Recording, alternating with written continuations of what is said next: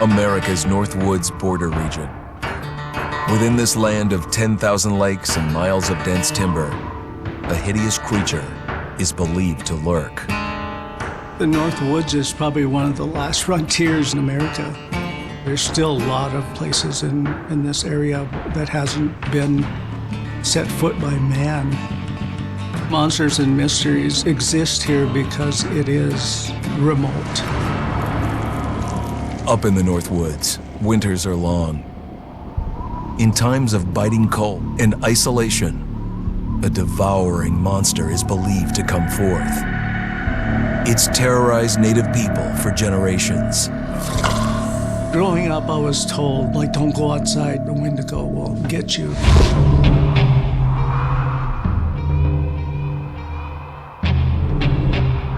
Among the traditions of the northern Algonquin tribes is the Wendigo, a monster that can seize hold of a person to carry out its hunger for human flesh. Many Native Americans fear even talking about this Wendigo, and even the mention of the name will let the Wendigo find out where you are, and it will open you up to be possessed by this Wendigo. The most famous case of a Wendigo possession took place in 1879 in the deep woods outside of Edmonton, Alberta. Swift Runner, a Cree Indian, was a trapper and a guide. He had left town the previous autumn with his wife, 6 children, and his mother. But when Swift Runner returned in spring, he was alone. Swift Runner came into a nearby village telling this heartbreaking tale. I had to watch them starve to death. Of his family being killed by starvation, and that he was the only survivor. My whole family gone.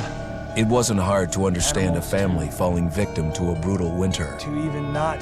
Yet something was suspicious about Swift Runner. Think of as food. He was a strapping man, and he came into town weighing over 200 pounds. It didn't look like somebody who had just weathered a terrible winter. He wasn't malnourished, didn't look like he was starving. He looked healthier than ever. After a few nights, it became clear that something was wrong.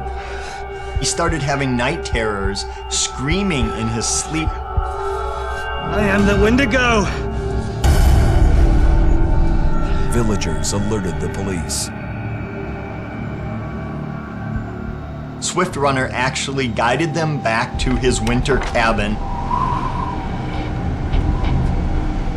When they got there, that's when they saw the true horror.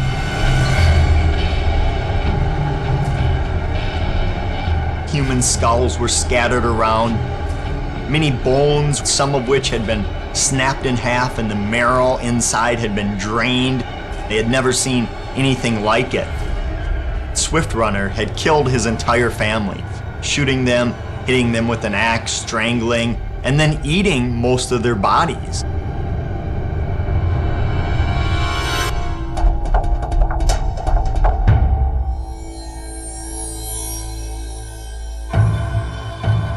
Right up until the moment the noose was on his neck, Swift Runner swore the evil spirit of the Wendigo had possessed him and twisted him into a cannibal killer. When he was on the gallows, Swift Runner himself said, "I am no longer a man.